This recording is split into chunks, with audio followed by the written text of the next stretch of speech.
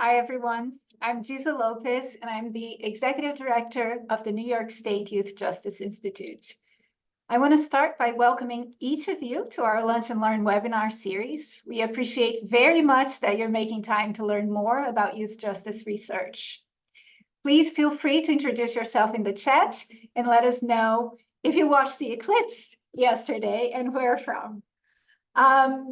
I want to express my thanks also to all our partners in New York State, but especially to the Division of Criminal Justice Services and UAlbany. Without their institutional support, we wouldn't be here. It is my pleasure to be the first to welcome today's speaker, Dr. James Tuttle. Professor Tuttle, thank you so much for joining us today. It is also my pleasure to welcome today's facilitator, Dr. Alicia May.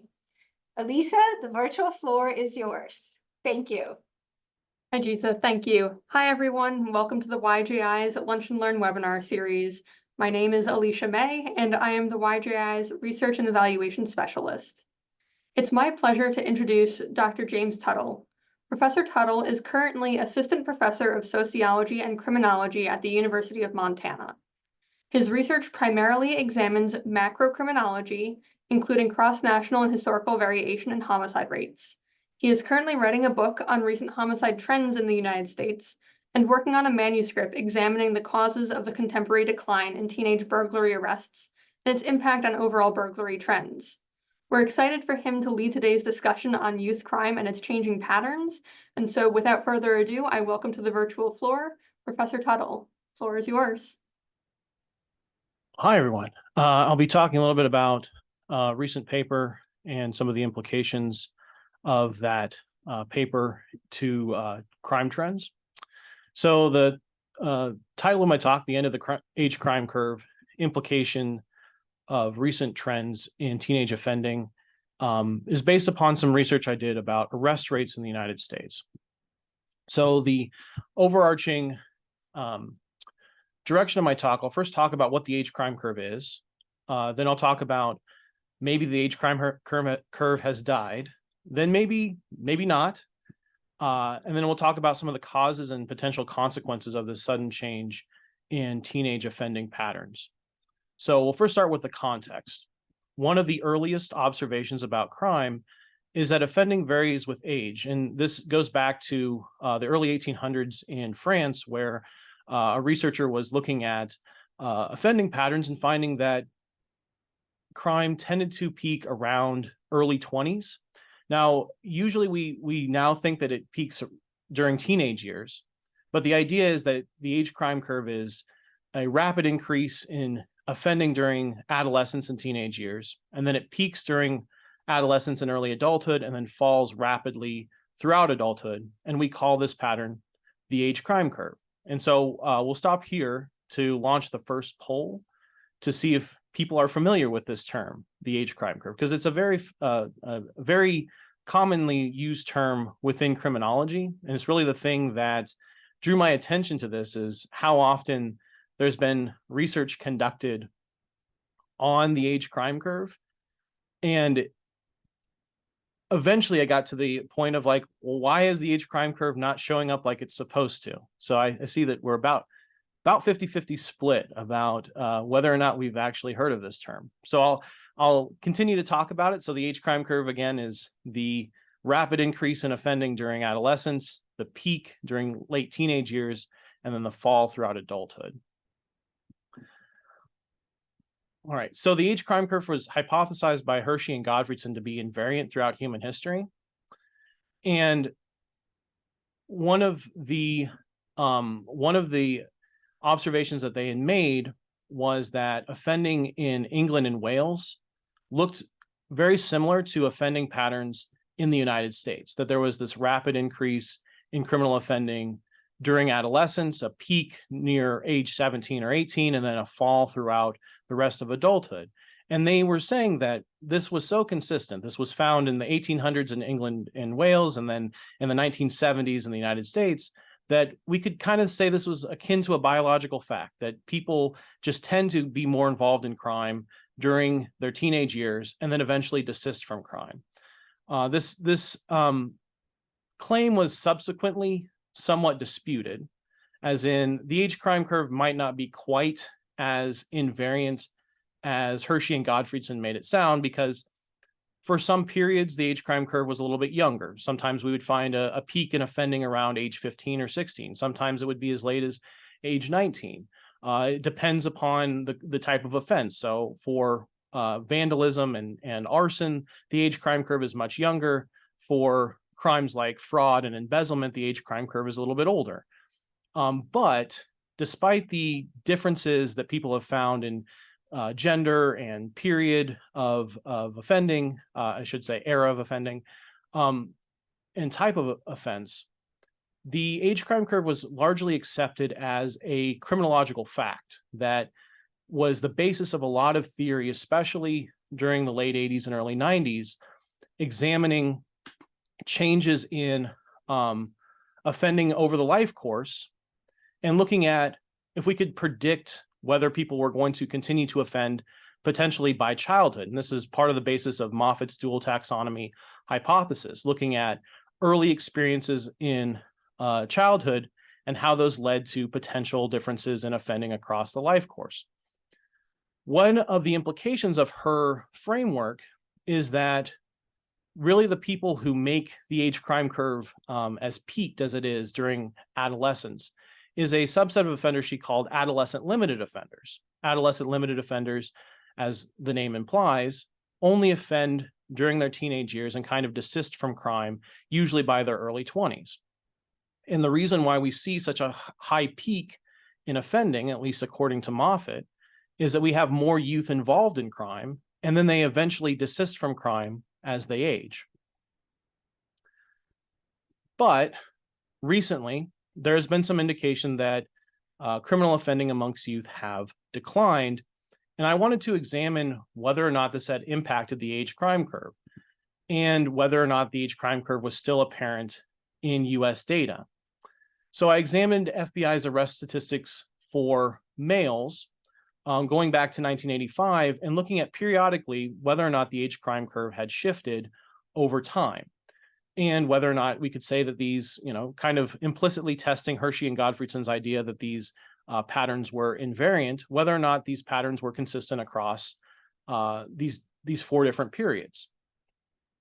And kind of to my shock, I found that 2019 data for arrest were not looking like the age crime curve that had been suggested in previous research. So you can see here, comparing 1985 arrest statistics for all crimes, 1995, 2005, and 2019, 1985 through 2005, the age crime curve looks very similar. There's different levels of peak of arrest at the peak age. They're mostly peaking at age 19 or 18 or 19. But by 2019, we instead find a peak arrest rate at about age 27, which is completely outside of the range of what we would typically expect, completely outside of the range of what anyone had previously hypothesized. And so instead of having this age crime curve of rapid increase of criminal offending during adolescence and then eventually a peak around age 18 or 19, I was finding adults were having higher rates of offending than juveniles, which is completely contrary to previous research. When you're looking at violent offenses, the age crime curve hasn't changed quite as much, but this is the same time periods, 1985, 1995, and 2005. You see the 1995 solid line with a much higher peak. That was kind of the era of youth violence that many people talk about, the early 90s. But we see this huge change that has happened even from 2005 to 2019, where the peak is about half as high in terms of arrest rates. And then we don't really find a meaningful decline in offending from age 18 to about age 30.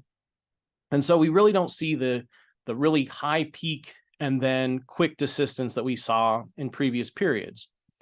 The property crime offenses, and these include burglary, larceny, motor vehicle theft, and arson, the peak age was still age 18, but we see a significant flattening of that pattern, that we see this peak usually at either age 17 or 18 in 1985 and 1995, and then about age 18 or 19 in 2005, but we see this very flat pattern of desistance, meaning that we don't really see any desistance with age that we would typically see.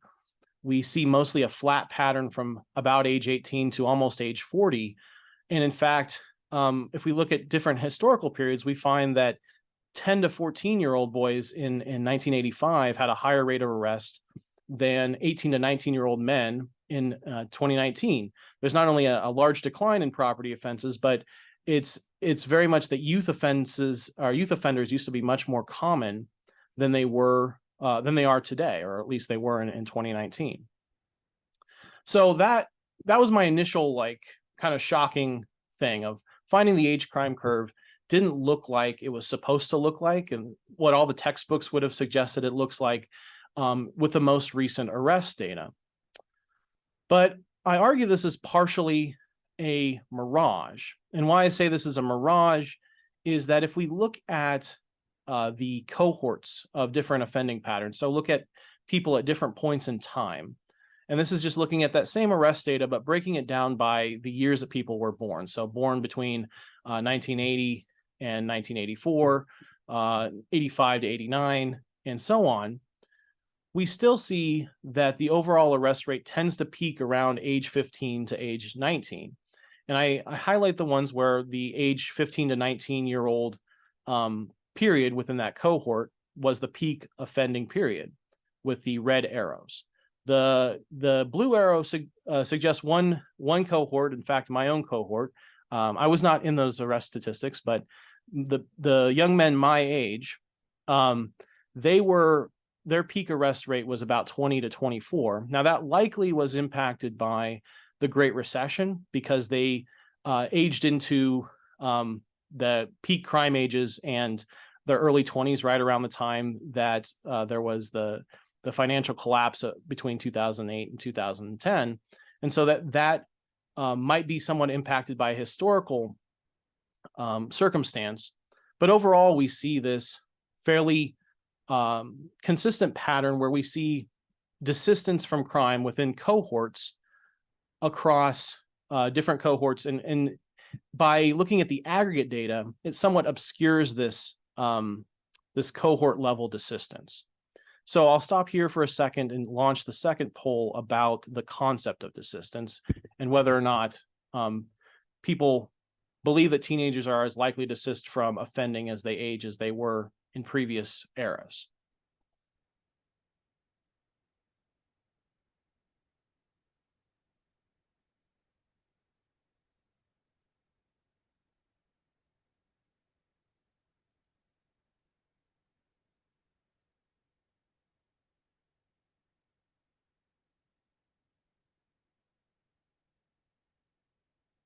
All right, we've got most people responding. It's a fairly split.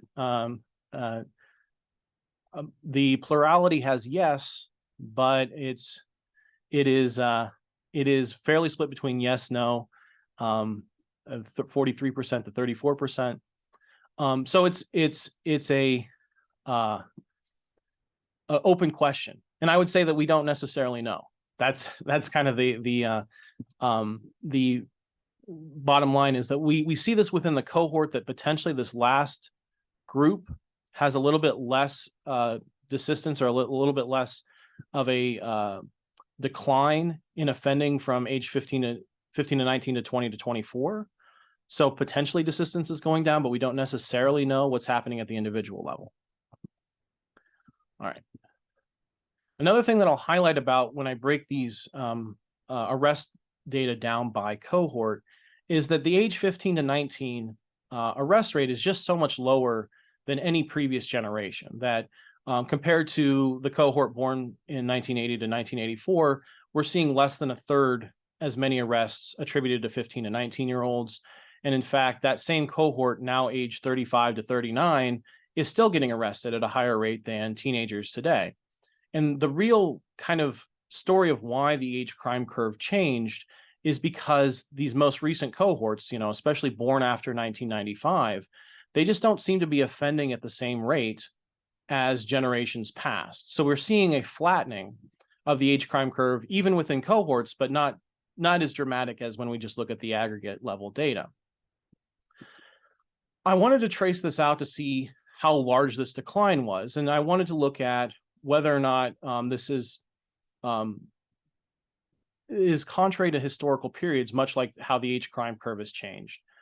And when I was tracing this this pattern, I mostly found that, overall arrests, teenagers tended to make up about 30%, almost a third of overall arrests amongst males from 1985 to about 2008, 2009. There was a one period in the early 2000s where that number dropped below 30%, but typically about a third of male arrests occur amongst 15 to 19-year-olds. Then from about 2009 onward, we see this sharp decline where we go from about 30% to less than 15% of all arrests attributed to 15 to 19-year-olds. We also see an overall decline amongst, and I was talking about overall rates. I meant property rates from 30% to 15%. The overall rates went from 20% to less than 10% within the same general time period. And we've seen a decline in violent arrest rates as well. So violent crimes like robbery, homicide, and aggravated assault. It has not been quite as dramatic as the decline for property and overall crime rates, but we're seeing a much lower level or much smaller proportion of 15 to 19-year-olds being arrested for these offenses as well.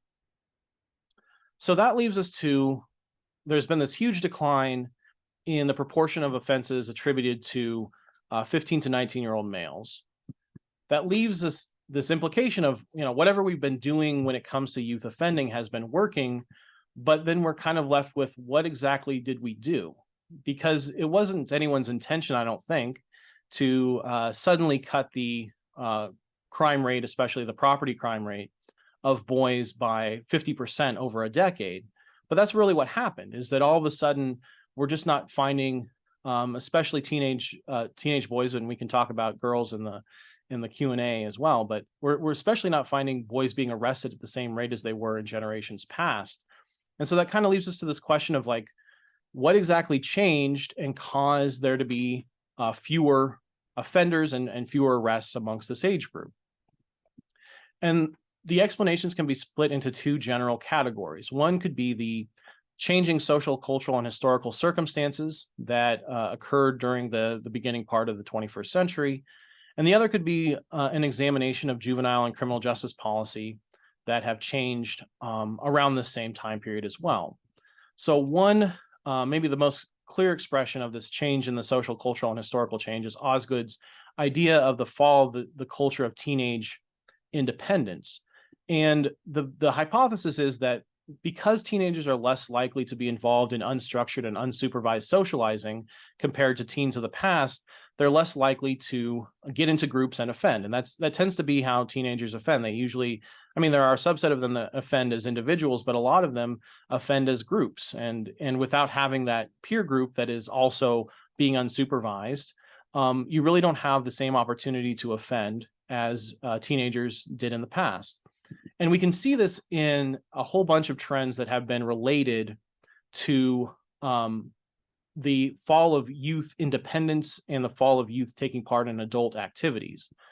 So some of the manifestations of this decline are teenagers less likely to drive, so less likely to be away from parents, less likely to be away from home, less likely to be employed, which is somewhat important because that is a sign of independence. And sometimes even though employment we usually think of as a good thing, there has been some contrary evidence at times with employed youth being involved in crime at a higher rate than you might expect. Less likely to drink alcohol, which alcohol consumption is often tied with youth offending. Less likely to engage in sex, just less likely to be independent as a teenager and spend unstructured time with other peers, and spending more time alone, more time away from the potential influence of peers and the potential opportunity to commit crime as a group. We can also look at some of the changes in criminal justice and juvenile justice policy with fewer arrests and more diversion of juvenile offenders.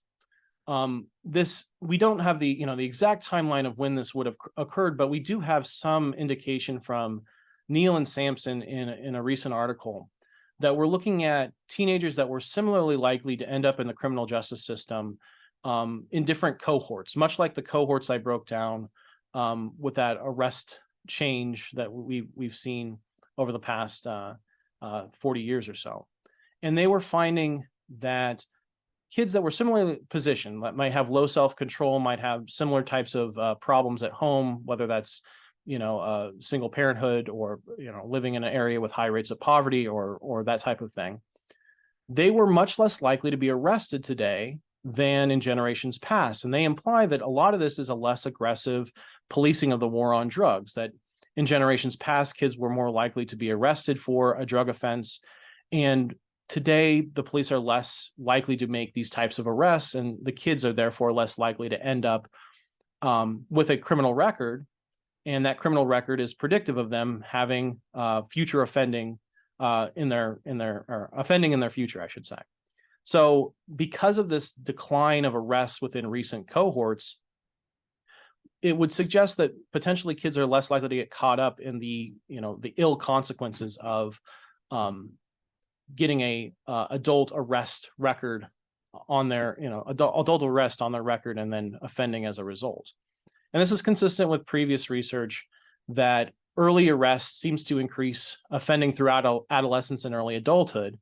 And therefore, the expansion of diversion programs for juvenile offenders has likely been part of this picture of both a reduction in arrests, but also a reduction in overall offending. And diversion programs in general have been proven to be more effective at reducing recidivism than traditional criminal justice responses. So potentially, the offending patterns are due to cultural and historical changes that are somewhat outside of traditional criminal justice policy, and some of them have to do with changes in diversionary practices and having less juveniles arrested, and therefore less likely to have future recidivism. So within the context of this, we could think about the consequences of what would it mean for a decline in juvenile offending. And in some ways, we're kind of in the opposite era of the 1990s, where during the late 80s and early 90s, we saw this sudden increase in juvenile offending. We saw 14 to 17-year-olds almost triple their rate of homicide offending. And this led to a lot of fear about juvenile offenders, where we started to try youth as adults. Sometimes we would have policies like automatic life sentences for juveniles convicted of murder. We just started to see juveniles as a much more dangerous group, partially because of these increasing homicide patterns. And this led to this intense fear that there was this group of youth that were just beyond reach. And so you had a whole bunch of things both within academia and within the popular press that were very concerned with youth offending. So you had this book called Savage Spawn, which the implication is of that book was that if you found a teenager who had offended and had the traits of a psychopath, that you should just lock them up for life because they were beyond help. We also had the super predator scare, which was this idea that there were some kids that were just going to continue to offend, and they were again beyond hope. And we also had the implication that maybe we should have the death penalty for youth that were involved in violent offenses. But if today the public is less afraid of the teenage offender, with policies emphasizing diversion, rehabilitation, and restorative justice, these might be more palatable to people who are less afraid of teenagers. And what I will say is that there has been the one crime that hasn't declined as much for teenagers has been homicide offending. Homicide offending has remained fairly steady, especially from 2015 onward. And so we haven't seen as big a decline in certain offenses like homicide as we have in things like burglary and larceny. But if people are less afraid of the teenage offender, they will be more likely to be open to experimenting with evidence-based diversion programs. And some of the things that are happening within New York State kind of are reflective of this. Now, I don't know if it was because they saw these offending patterns and they're like, oh, look, we could implement some of these policies that might reduce juvenile contact with the adult system and thereby reduce criminal offending. But this type of policy is consistent with some of those raise the age type policies that have been implemented in New York and other places. So overall, the conclusion of this is there's been a dramatic decline in youthful offending, more for property crime than violent crime, although we've seen declines in both, roughly about the same time period, starting around 2008, 2009. We still see desistance by age. If we look at, or I should say, we still see a desistance in adulthood if we look at the cohorts separately. So some of the reason why we don't see as much desistance within the overall arrest pattern is because previous cohorts had higher rates of offending, and they're kind of making it seem like that kids are not desisting from crime. They still are, but it does appear that maybe the age crime curve has flattened a bit in recent generations. And the age crime curve is still a relevant concept, but possibly much more dependent upon social and historical context than previously acknowledged. All right, I think I'll stop my share and we'll open it up for a few questions. Yeah, that was great. Thank you so much. So we have a lot of questions coming in, but we want to get started with a question about crime data sources. We want to know what degree you think the source of crime data, how that impacts the finding of crime trends. For example, using arrest data versus a self-report data source. Yeah, so that's a good question, because arrest data is not a perfect indicator of offending, because a lot of the people who offend don't get arrested. And we also might have differences in arrest rates based upon demographics or based upon the type of offense that it is. And so it is not a perfect indicator of offending. But one of the reasons why this has been a consistent finding is, or I should say, I have confidence in this finding, is that it's been found within both self-report data and within official arrest statistics. So there was a study by Balmer and colleagues in 2001 looking at self-report offending rates amongst, I think it was high school students, and finding not necessarily as steep of a decline, but they found a similar pattern of decline in offending during roughly the same time period. And so it might, arrest data are not perfect in telling you offending trends, but because of the consistency between self-report data and arrest data, we kind of have an indication that this is a true and real decline in juvenile offending. Yeah. And what you said here speaks to several different questions, like the different types of offenses. And people wanted to hear a little bit more when you had your war on drugs example. The implications would not be about age and crime specifically of the action, but about the policing response of crime that youth are likely to engage in. So do you think that the rethinking the age crime curve is more about youth being behaviorally less likely to engage in crime, less likely to be policed and arrested for crime, or is it a combination of both? Where would you place that? So with drug offenses specifically, we do have an indication that teenagers are somewhat less likely to use hard drugs than in generations past. Now, the one exception for this is there hasn't been such a big decline in like marijuana use. But if we look at things like cocaine and heroin and some of the more hard drugs, youth report using less. And so some of that might be that some of the fewer arrests that Neil and Sampson were noting is potentially that youth were just less likely to be involved in the use and maybe distribution of drugs. But some of it is definitely that we've seen this overall decline even amongst adults for drug crime. So I do think that there has been a less aggressive policing of drug crimes compared to generations past, and this possibly is contributing to some of the overall decline in arrests, but maybe some of the decline in arrests for juvenile and teenage offenders as well. So we have a question specifically about raise the age. So do you think the drastic decline in youth offending arrests, and thank you to the audience member who added an article in the chat providing additional context here for New York. Do you think that the drastic decline in youth offending arrests after 2008 was contributed to the push for Raise the Age across the country, as well as diversion programs. Essentially, do you think that policies affect crime rates, or are crime rates responsive to policies? Yeah, well, yeah, I think that I couldn't tell you exactly. I'm sure some people would know much more about that specific policy than I would, in the way that it was implemented and the reasons why. I kind of am under the impression that this happened all at the same time, kind of like we saw a decline in offending by even the early 2000s, but it became really steep by the 2010s. This really steep fall in arrests and reported offending. So I think that it kind of was a kind of something that happened all at the same time, maybe not directly related to each other, but I would love to know if people were influenced by seeing a decline in juvenile offending. And, as I was implying with that consequences portion of the presentation, that maybe they're less afraid of the juvenile offender, less afraid of a chronic or violent juvenile offender, and so therefore less likely to see them as somebody who needs to be incapacitated and put into the adult system. So it probably was happening around the same time. I'm not sure that they're directly related, but someone else might be able to know a little bit more about the implementation of that policy.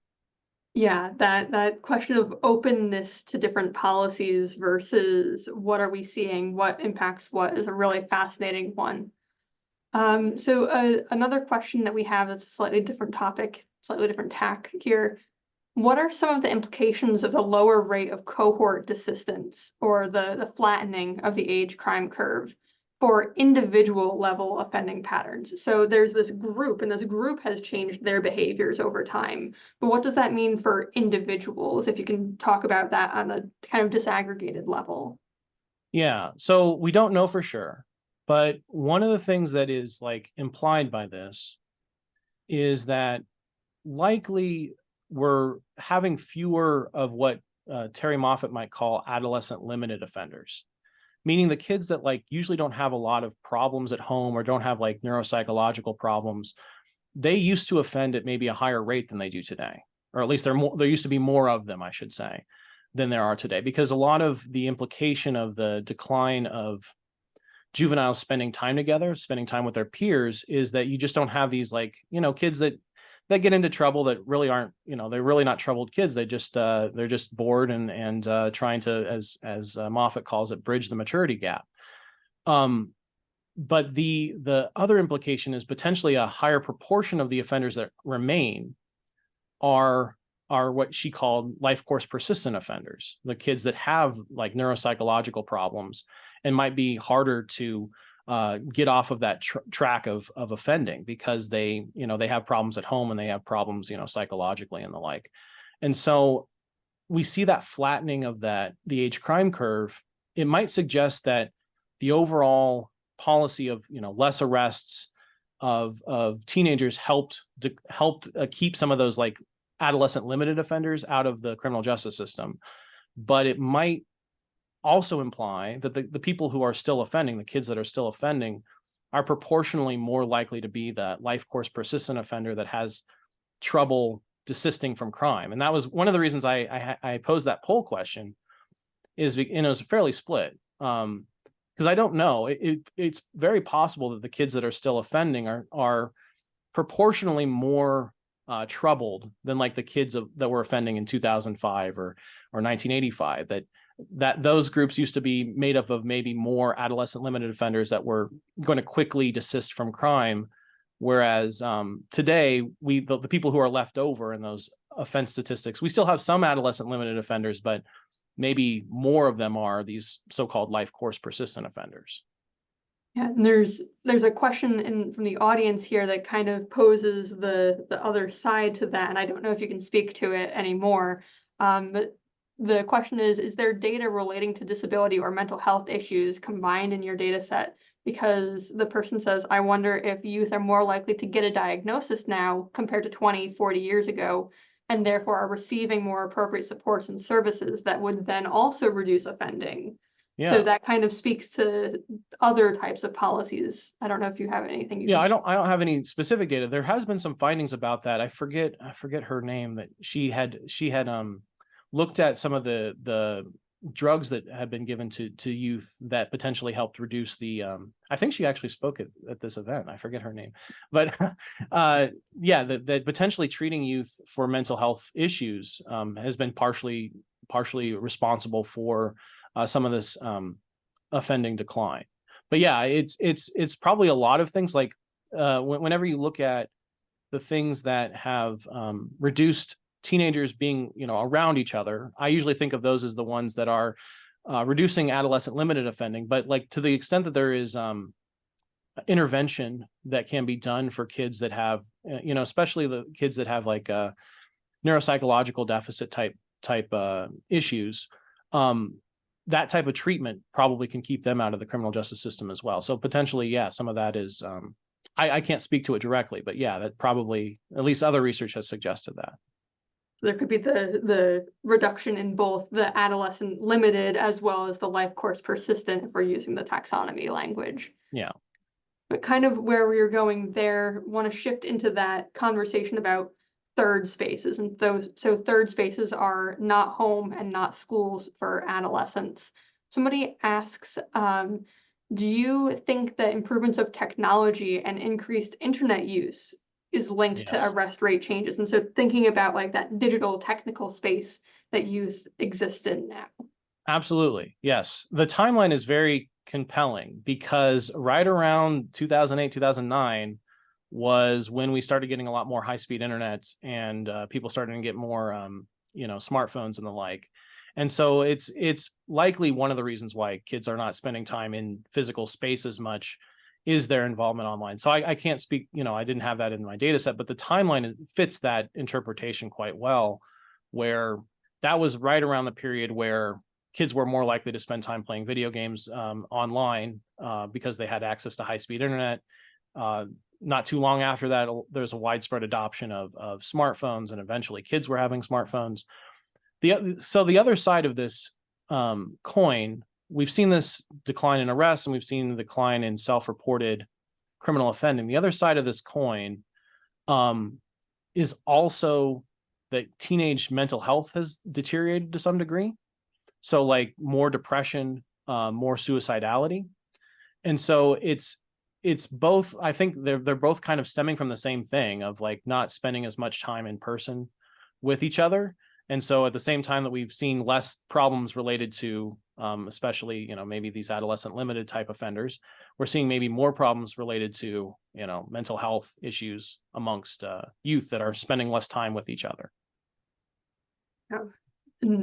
There's a question that's come up on the same type of thread is like the different types of crime. And I don't know if your research can speak to like digital crimes that occur versus the more like in-person physical property violent.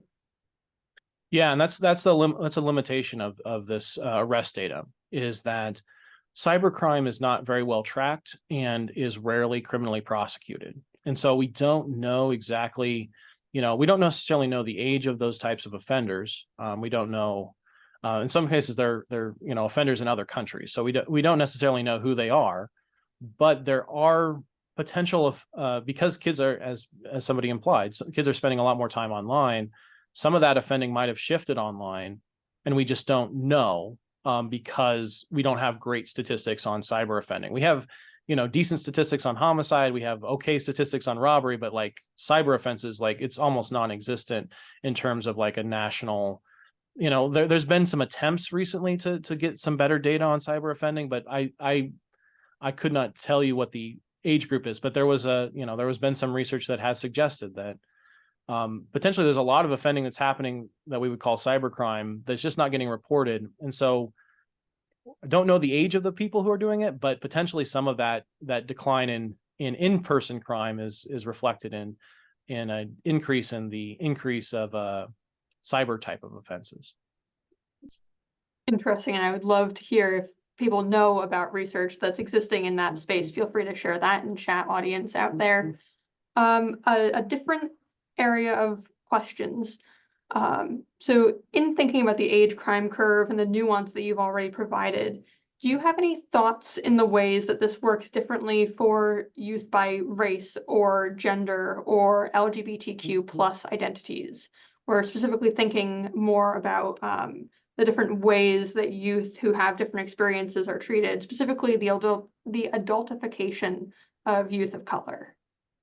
Yeah, so the best breakdown there is for arrest data really are for younger than age 17. So for the FBI. The FBI only sort of keeps track of race because like you can't break it down by age and by offense if it's older than age 18. But under the age of 17, we have seen a decline for every demographic group. But it is true that especially there was I forget the exact office that was reporting this data, but they were finding that if the proportion of arrests attributed to Black and Native American youth was increasing during roughly the same time period.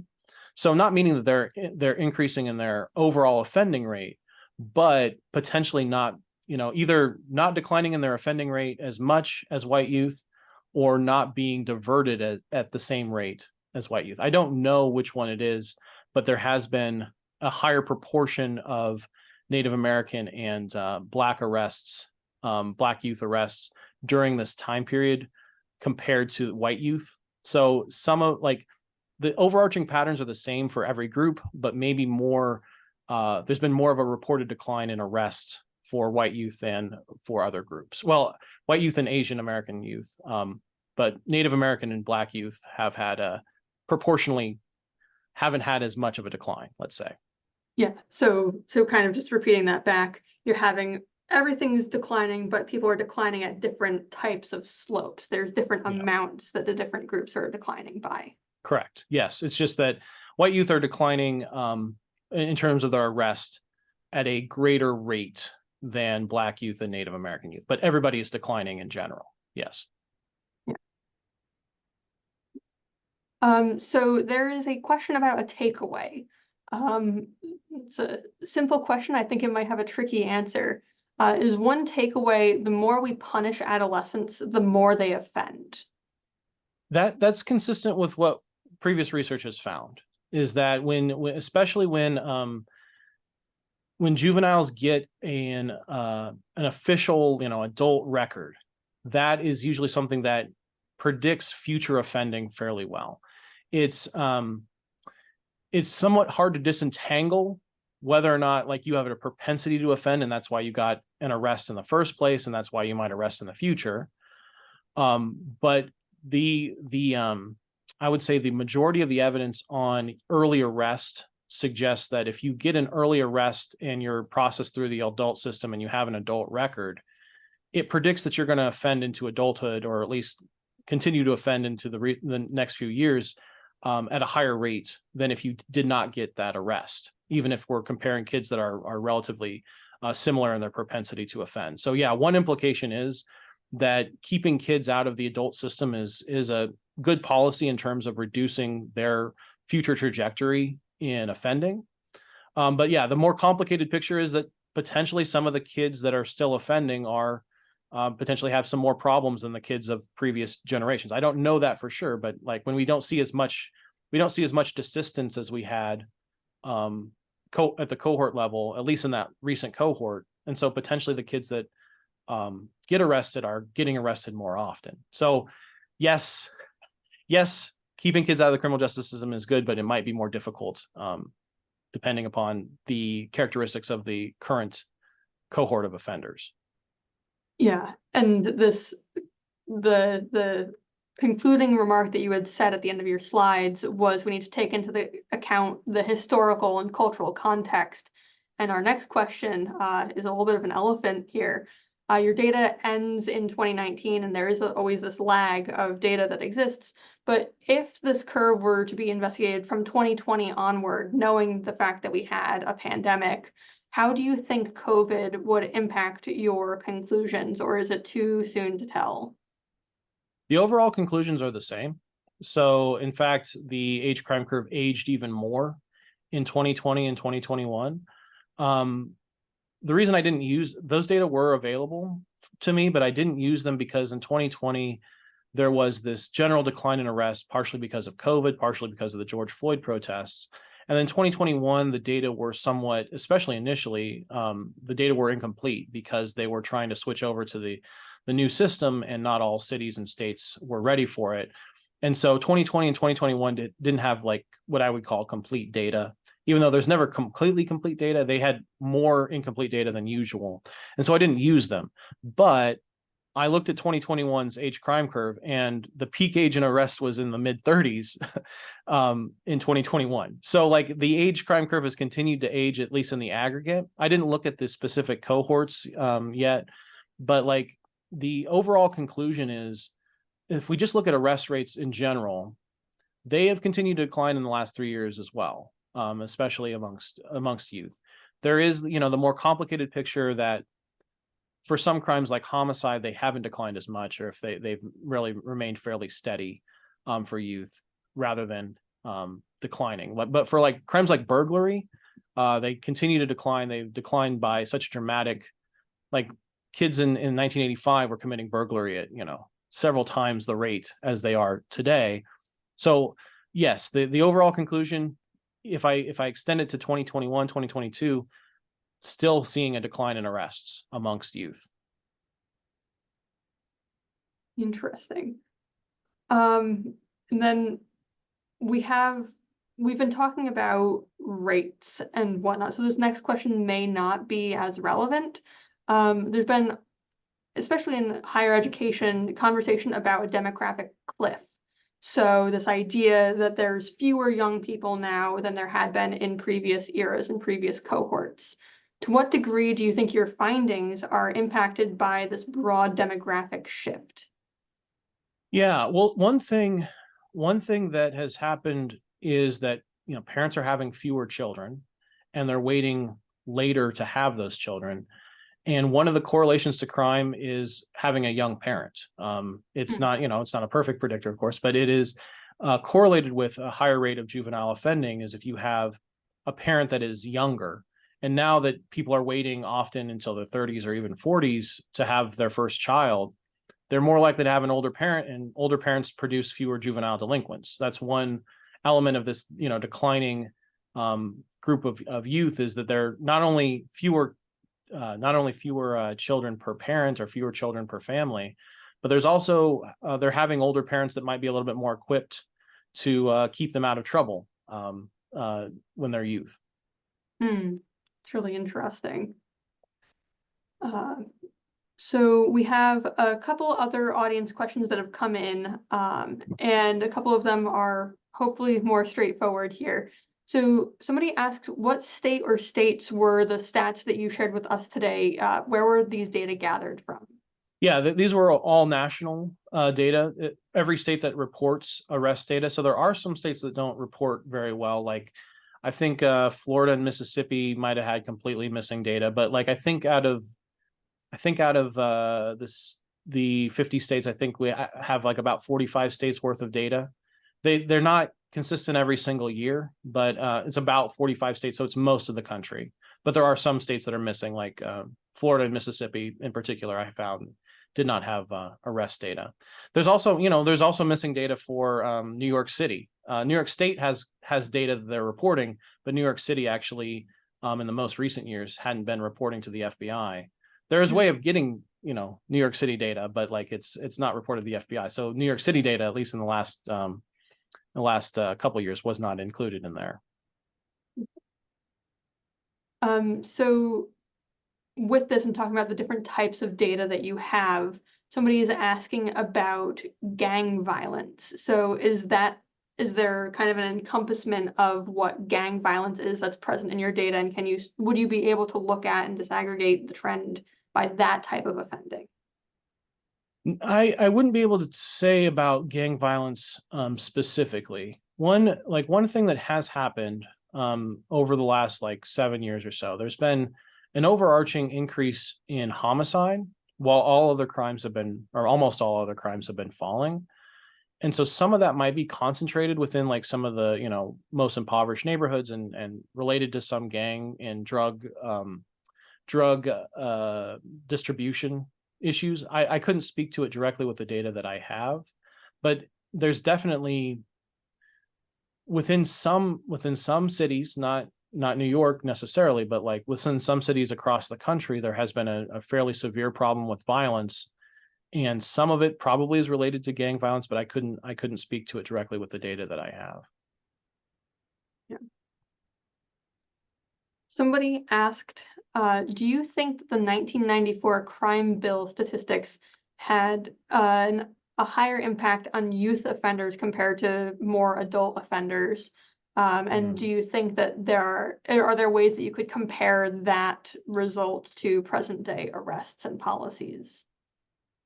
That's an interesting question. I don't know if I have a great answer. I do think it is interesting to think about that period, of the 1990s where we noted a lot of, as I showed just with the offending stats, we noted a huge increase amongst teenagers in homicide offending, and that offending has been largely attributed to involvement in drug offenses, like the distribution of crack cocaine was part of the picture of why all of a sudden 14 to 17-year-olds were 3 times as likely to end up in the homicide statistics.